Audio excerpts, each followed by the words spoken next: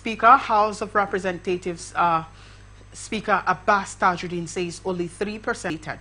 Speaking at a national land conference organized by the National Institute for Policy and Strategic Studies in collaboration with the John Bull Amayebo Foundation in Abuja, represented by a member of the House, Cyril Hart, said the poor outlook of global land titling also reflects on the situation in Nigeria, and the World Bank has about 70% of the world's population, which lacks a legal registered title to the land. He said Nigeria has a land size of 923,000 square kilometers, but only 3% of this land. Representatives Public Accounts Committee has recovered additional VAT to call out any company that failed to honor its invitation. Salam also pledged the committee's commitment to enforcing compliance, warning that companies that fail to meet their financial obligations will face the full weight of legislative oversight, while expressing concern over several companies that have disregarded invitations to appear before it. Chief of Army Staff Lieutenant General Olufemi Oluyede reinforced the division's commitment to fight terrorism and insurgents while celebrating Eid al-Fitr with wounded soldiers at the 44 Nigerian Army Reference Hospital. The COAS made the pledge during a Salah luncheon with sick and wounded in action personnel and troops deployed and operations in one division's area of responsibility in Kaduna. Oluyede, represented by the Commander Infantry Corps Major General Abdul Ibrahim, praised their sacrifices and assured many bandits had surrendered due to proactive kinetic and non-kinetic measures. People's Democratic Party has blamed the recent killings of innocent northern travelers in Uromi, Edo State, on alleged inaction of the state governor, Monday Okpebholo's administration. The party claimed in a statement on Monday that the government's handling of security across the state. You're watching the Global News on Atlantic Television Network. Up next is Business News. Nigerian Extractive Industries Transparency Initiative says revenue-generating agencies currently owe the government a total sum of 9.3 trillion naira in unremitted liabilities, adding that its 2023 industry report covered approximately 72% of the federal government's projected budget deficit of 13 trillion naira for 2025. The NIT Executive Secretary, Orji Ogunaya Orji, who disclosed these at a briefing to update the public on the implementation of the Extractive Industries Transparency Initiative in Nigeria, said the liabilities were yet worrisome because the need for the government to find resources to fund its 2025 budget. He said the agency has recovered over $4.85 billion from the disclosure of $8.26 billion made in its 2021 oil and gas report, while government's liabilities encompass all debts and obligations an agency or government owes to others. And now moving on, we'll move on to international tidbits.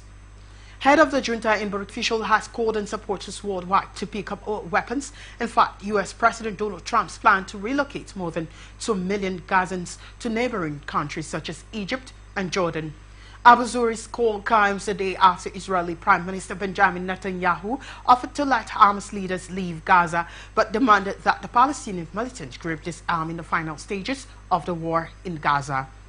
Hamas has expressed a willingness to relinquish Gaza's administration, but has warned its weapons are a red line, while Israel was working towards a plan proposed by Trump to displace Gazans to other countries. The U.S. Embassy in Paris warned a number of French companies against using diversity programs, a target of Donald Trump's. According to the Economy Ministry, a few dozen French companies doing a look into do business with the United States have received letters that included a questionnaire asking firms to certify that they do not practice programs to promote diversity, equity, and inclusion. He said it was designed to provide opportunities for people of color, women, and other historically excluded groups. The programs have drawn the wrath of U.S. President Trump and his followers, who say they are discriminatory and incompatible with meritocracy. Seriously injured and taken to the hospital by the central government's office in Auschwitz, and 2 of the injured had burns, while the third suffered a blow to the head. Prime Minister Pedro Sanchez sent his sincere. While in the prison, Ozell said they spent 8 hours talking to students jailed over the protests that erupted in Istanbul after Imam Mamoglu's arrest and quickly spread across Turkey in the country's worst street arrest since 2013. The Interior Minister also said that detention, which coincided with the Eid public holiday marking the end of Ramadan, amounted to psychological torture, and so far around 2,000 people have been detained across Turkey since March 19, of which some 260 have been held in pre-trial detention. Lawyer Ferhat Kozal said at least 511 students have been detained in Istanbul alone, of which 275 had been jailed. Well, here now is ATN Sports News. Former Super Eagles forward Sylvanus Opala has been appointed as the new head coach of Nigerian National League side Edel FC. Opala replaces former Niger Tornadoes coach Hamza Abara, who was appointed in February, and he is expected to guide the Anambra-based club out the relegation zone. Edel FC currently occupies 10th position in Group A with 5 points from 10 games, will lock horns with Igbajo United in the opening fixture of the second stanza. The second stanza of the 2024-2025 and tied the victory over Bournemouth. The Premier League champions will now face Nottingham Forest, who defeated Brighton via a penalty. Has deleted all posts on his Instagram account. The musician took down all the posts on Monday, leaving his 18 million followers in suspense, and the development has ignited diverse speculation with his fans and some industries insiders debating what it could mean. This is the first time that the singer has taken such an action, but Wizkid cleared his page in August 2019 and July 2022 before the release of his album More Love, Less Ego. A Federal Capital Territory Police PRO SP Josephine Ade has warned women not to mistake a temporary passion for lasting love. Josephine Ade gave the advice after seeing a Two-Face new lover, Natasha Osawaru, on Sunday, a few hours after Two-Face estranged wife, Annie Makole Idibia, addressed herself by her maiden name. However, in a post on her ex-handle, Ade said any man who easily replaces a woman will do it again, and urged women in such situations to protect their heart. Well, that's the size of our package on the Global News tonight. Before we go, another look at the major stars. Well, you heard that Private Sole Administrator inspects Trans-Calabar Road project. We also told you that Governor Adeleke threatens to start monarch in warring communities. You heard that private agencies owes a federal government 9.3 trillion naira, according to 90.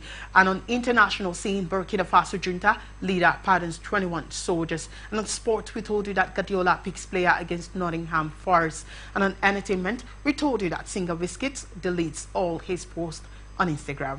Well, that's it. Thank you so much for watching Global News tonight. Remember, you can follow us on our social media platforms, X, formerly Twitter, at Atlantic TV Net, Facebook and YouTube at Atlantic Television Network, Instagram at Atlantic TV Network. Remember, peace and unity are the pathways to progress. Thank you so much for watching. I am Victor Peter. Well, on behalf of the team of Atlantic Television Network, do have yourself a good night rest.